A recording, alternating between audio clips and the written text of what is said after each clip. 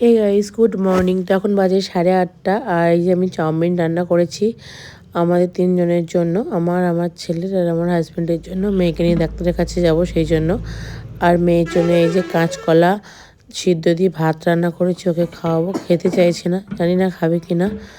তো আজকে হসপিটালে যে চলে এসেছি, ওষুধ নিচ্ছি, কারণ আজকে সারাদিন হসপিটালেই কেটে গেছে। 3টের সময় বাড়ি গেছি, কারণ মেয়ে ডাক্তার দেখিয়েছে, তারপরে হচ্ছে ছেলে ডাক্তার দেখিয়েছে, নিশুর বাবা ডাক্তার দেখিয়েছে, সবাই মিলে। তো প্রায় 3টে বেজে গেছে বাড়ি যেতে।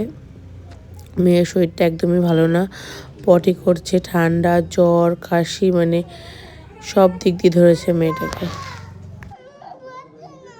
সে ওখান থেকেও বিরক্ত করছে, জানো, টুপি খুলে দিচ্ছে, ওকে বিরক্ত করছে। মানা করলাম যে নিয়ে এসো না, সব জায়গায় গেলে এরকম অভদ্র। ওর শরীর ভালো না, এখনই পটি করলো, জানো, জলের মতো। তো হে গাইস, এখন বাজে হচ্ছে 10টা 10। এই যে আমার মেয়ে, আর এই যে আমার মেয়ের ওষুধ।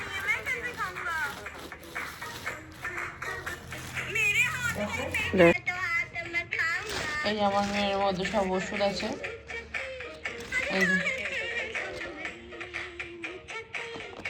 এই যে আমার মেয়ের, তো এটা আমার মেয়ের ওষুধ।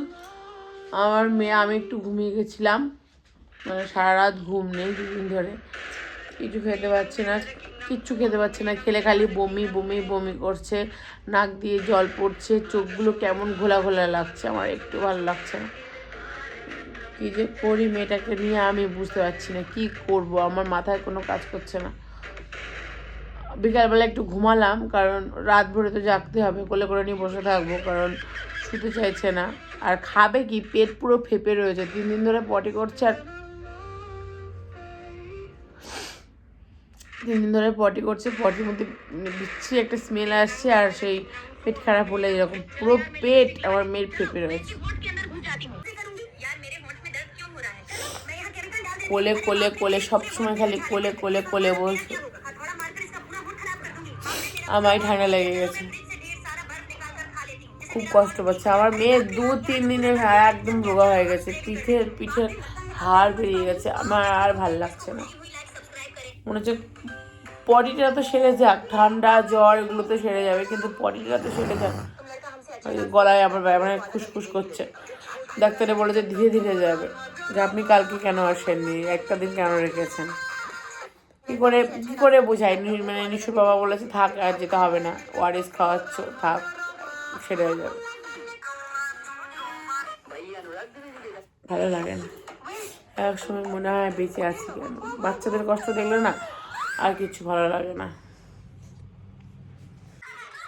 তো আপনারা সবাই আমার মেয়ের জন্য একটু ভগবানের কাছে প্রে করবেন, যাতে আমার মেয়ে তাড়াতাড়ি সুস্থ হয়ে যায়।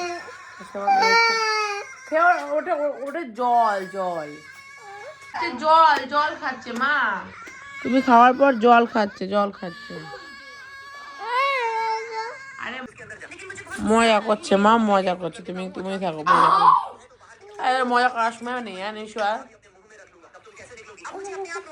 খাবার খায়নি।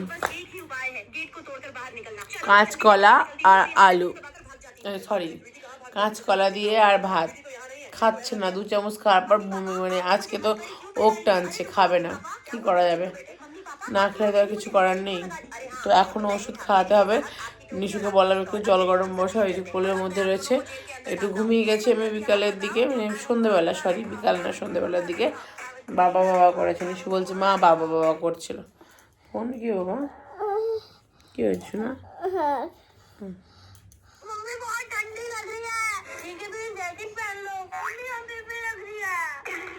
গায়ে কি জ্বর, গা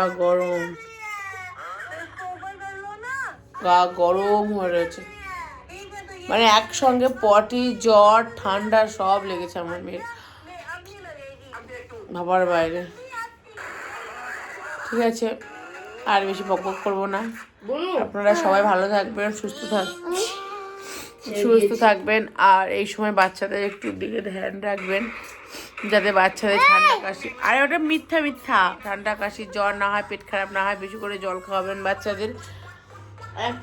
আর কুরকুরে চিপস এগুলো না দেওয়াই উচিত, খুবই খারাপ জিনিস। তো আজকের মতো টাটা, সবাই ভালো থাকুন, সুস্থ থাকুন, সাবধানে থাকুন।